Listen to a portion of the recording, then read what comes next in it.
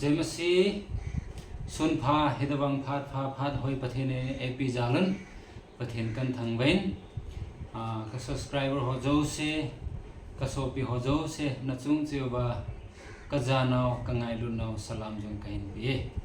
केमा ही पास्टर कमल तमंग इन तुआ है सिलगुड़ी मुना मिनिस्ट्री कबोला हिन तुनी ही इति सैद हम रेस कबोल इन इची रेस कबोल जोंग ले निस्या के हो ही पथेन थु से आ ही कच्ची जीविन इन सोना ही हाउस डोर टू डोर ही पथेन थु से दिंगा ही कच्ची विन अहिन तुनी ही इति सैद हम कम रेस जोंग इबोलुंगा इतिया तुनी ही रेस कबोले का गेले तुनी ही टॉपिक हना ही कहोली मोमिन सोपिते हो चिचु हम तिले नितिन हिनखुआ एहन इमु जिंगु इंसा इनथंग इवेंग सुंगा इवेंग खाले वेंग खात चुटिंग ले खोखात कंट्री खाले डिस्ट्रिक्ट खाले डिस्ट्रिक्ट हना ही एहन इमु जिंगु थिलसोति दिहमना incident very interesting incident kimuji ahin ichi hituni hi ichi chungchanga hi iti sei ham thado pau thimi jongle kasai na ding ahin ne thim pi bilang mi kon khanin bola khote na hi thado pau hoita hello wa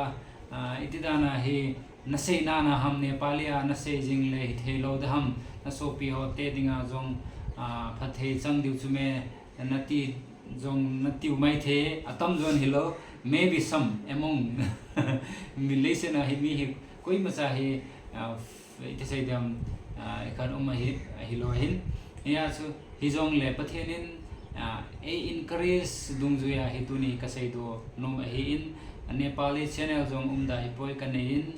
Nepali पावा जों कसैजन तुनी थादो पावा जों इथि मसंगा चो हिल लेसेना उमलाया हे at least let us do something same thing in different ways चिसु के फॉर्मूला इन लेसे chung hi same tila pana hi revelation जन हिल खो है पथिन प्रोग्राम चो पथिन AP थिलपि चो इति हम उमहिम इजे एमा दुंग एक टैलेंट दुंग जुया हे किपे अहिन चुटिंग ले अखंग की खेल दुंग जुया हे let us do things differently कति नोम आइबो बेसो पिते हो से चुतुनी ही के नेपाली हिजोंग ले पथिन थु ही थादो कुकी पावा ही कि थीम चुदिंग थादो कुकी ला ही कुर्सेट बोलदिंग जोंग आइपोय ngailu जाला चुटिंग ले पथिन हिची through he APG also at least before I leave this world this is the legacy that I'm going to leave before I go out from this world so chichu ahi EPP jongle keima pau sap pau hian lang hindi hian lang thado hian lang mizo hian lang EP pau hi jongle keima pau hi loji also abang khatle iti sai dham grammar ho jong adi lo ting le theidaum ji hin hi jong le tu ni hi chomsa hi achai na chan hin hi video hi wedding in velhung ke ding in khong tawe okay nitin hin khoi han imo jingo chichu thil so chi pham til le kitchen na hin so pite ho marriage ahi e tu ni hi kitchen na kiti chi pham ti chung changa hi kasay nomen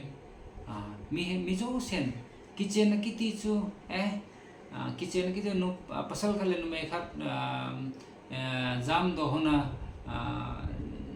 in chen sem chu kitchen na he ti loi ahin mi tampin hichi kitchen na kiti chu mi he program ki gela hin so piti ho hin la ehon ta sansa ten tu ne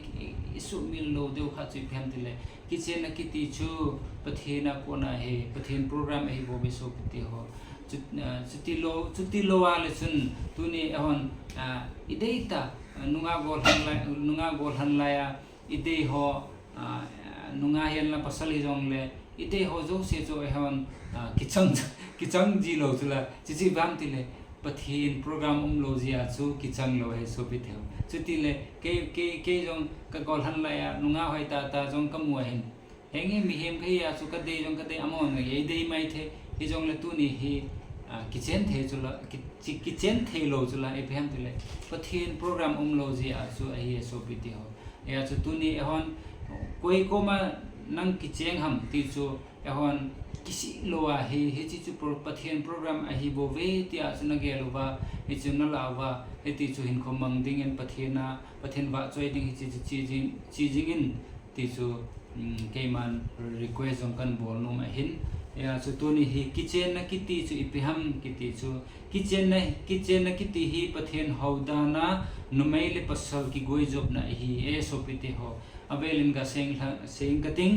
kitchen na kiti hi pathian haudana numai le pasal ki goi job na hi kitchen na kiti chu tu ka se word so ka se ho chu na he diu ka ta sanin kitchen na kiti chu pathian na ko na haudana hi pasal khat le numai khat ki goi job na pa chu kitchen na he so pite ho sia chu tu ni hi kasai do nom chu ka so pi ho no ang sunga hi mitam pin kitchen na kiti chu eima programa ki gela hin a hi poi chi chu pathian program a hi ya chu hi chi pathian programa chu ep angai am ti chu chungchanga hi point thum se chu kasai tha ding a hi in tampiu ma hin ain la tha do pau hi iti se dam limit ai ta je a chu only I'm going to say only 3 words, I mean 3 points. So chi point thum se chu ka sei tha ding ai in engen na hin khuwa hi phachom tampi phachom ding jong ding kata sanin khatna choi le kitchen ding hi numele pasal angai jen a hi kitchen na ding chu so pite marriage kitchen na ding chu numele pasal chu angai te jin a hi chi chu pathian program a hi tuni almost 35 countries in the world legalized the same sex marriage, you know. Lese chunga almost som thumlenga country son pasal ki cheng the nume ki cheng the tia chu legalize ta legal ta ki bola hin so bitho hi chi chu pathe nang sunga hi abomination before God pathe na mit masanga chu chi hi it say the ham kida khat thil kida khat chu ana hi ti chu ka sei do no min chi chu hoila ya kimwam ti le tun kidang mai the pathe na har pathin how masat gam ti di ham hi chi ho langa US lang ho chutang Europe lang ho Christian country ya hit bang virus su umahin ichi ehola jong hitbang hi ahong ponte tia chu nom ta nei mu lo di kati nai mu lo di he so pite ho tunin ichate tu te ho hi isei jing diu kitchen na kiti chu nu mele pasal bo ki ngai chi pathian program a hi in pasal kitchen kiti chu very abomination before God it pathian masanga ki da khat a he ti chu ichate itute enaute hobong mite inamite koma su se diwin count tawi so pite ho ji chu kisai thelo hin ehola jong azole iti sei de ham ji virus kiti chu eho la jong hung pathena hung something le ji virus so khale ni hung ting le ichi chu aban bana he thil phalo kiti chu kam tai speed ta he khangjing a hin so pite ho chia chu ichi masanga chu hung ding masanga chu eho he ichi unga he aware he unga he ti chu kasai do no ma hin sei thelo India government sarkar jong tu ni tu a hi pathian ho te he ai lo je a chu ama hon jong jingni khole ipian pom kit de ham yong ke he thelo en so pite ho ichi itam kana he India government in India jong legalize bol te tia chu hita chu an phone do ki le bang chun e ho Christian community ho pathian ho te ho la jong na sata to kha ti ti chu I he du ngai so pite chia chu e ho he pathian he te pathian lekhat thiên pathian lekhabu choite pathian ama hu choite simte ihuvin ya su ihe diwin kahung tawe chuting le ani channa chu kitchen na hi pathian thu danjung juya hiding mong ahi kitchen na kiti chu marriage kitchen na kiti chu sopiteo ehon jam doa ema le ema mini se jam doa hetia chu love marriage kiti chu pathian program ahi pon bol ho jong ipi bol dem tu ahi pathian angsunga hi ngaidam thuma pathian angsunga ji na hong diu kata sanin na hong diu katemuvin chuting le eho custom cultural eho tradition hotam ta su mahin hichi tradition dungju ya chu tradition ahi je ya chu custom ahi ya chu culture ahi je ya chu gente hasan na jong ding kata sanin atam jon hey marriage ki bole sumtam ta ku sumang ding to ka naupa khat jong hoki ho khat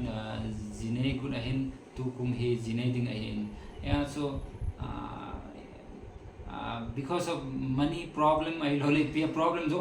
da hi poina mi hem ki ti so level khana koi ma lo hin so pitio ai wanga hituni ka sei do nom chu marriage ki ti chu japi masanga chu hiding a hi so pitio marriage must be done before the mass gathering na mi japi masanga chu minister khanin chi mo pale mo nuti de ham bride and bridegroom must be it is said ham gopding ti chu herungai so pitio henge nelecha ai sil chen ipa hi jong le simple ta hi jong le e bol diu ti chu kan sei do no men example khana chu case jong 2014 15 na chu jine ahin ke ho jong hichilaya chu sumnei te jong kai pon tua jong mi ho jong kai pon pathian ka he ja chu ji sonadang ka sanga he pathian chu sang jo eti chu ka sei ji ke ho ke ni jine la jong kyon sa jong ka thalo roti a nepali roti to chasana ki jine en so piti ho ya chu tu ni nohon jong tu ni nunga gol hang ho ka sei do nom chu nohon hoin sunga jong youth ke ma jong ai lo le sunday service a jong jine bol the he so piti ho minister khanen hey amani hetu ni apana he nupa ai tai tia so minister pain pathiana ang sunga chuting le hobung mi pi masanga so ki phone dol ki chai ain so pita sichu pathian program pathian te ta chuting le pathian thu dan dung jia chu ahi in so pite ho sia chu I encourage you to be married do marriage before the mass, before the congregation chichu pathianin jong e te sa in so pite ho chuting le thumchan na hi kitchen na hi mi khat bo hiding a hi kitchen na kiti chu mi khat bo hiding a hi tuni tampin kitchen jo ba hi khena hi achom choma ji atha nei kinwa hiti bol kiti chu pathina hi thelo ding a hi so pite ho sia chu bible lai movin bible la hi evena le chun bible changa chu simple bus ni sang somlege na chu chule pakai pathenin mi pa hi achanga ding apapoi keman ama dingin akithopi ding akilompi khat semping kate atin sia so pasal pa dinga chu khat se khat se chu hiding numenu dinga jong khat hiding sia chu tuni hi ka sei do nom chu sopite ho ehon jitha nekiti chu pathian thu chuting le pathian e phal lawa hin sopite ho sia chu hichi hi tu lai khanga hi western countries ha chu nisya hi divorce chu jinga hi sopite ho ahin tuni ho la jong hitabanga hi ahung lo ding ti lo hin so tan hi sia chu pathian hanutin pathian pathena tautin ijite ding tautin najipa phalo mi phalo najinu mi phalo hi jong le pathenin ama hin kho khel na dinga chu pathenin ei sol hi tia chu ila diu a chu pathena